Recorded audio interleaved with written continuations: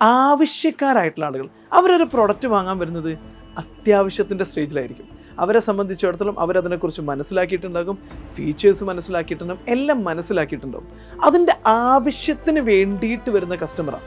സ്വാഭാവികമായിട്ടും ആ product use ചെയ്യാൻ അവർക്ക് ആവശ്യമുണ്ടാകും. അതിൻ്റെ ഫീച്ചേഴ്സ്, അതിൻ്റെ ബ്രാൻഡ്, അതല്ലെങ്കിൽ അതിൻ്റെ പ്രസ്റ്റീജ്, അത് ഉപയോഗിച്ച് കഴിഞ്ഞാലുള്ള റെപ്യൂട്ടേഷൻ, അല്ലെങ്കിൽ അതിൻ്റെ ഇമോഷണൽ ഫീലിംഗ്, ഇതൊന്നുമല്ല അവരെ സ്വാധീനിക്കുന്ന ഘടകം.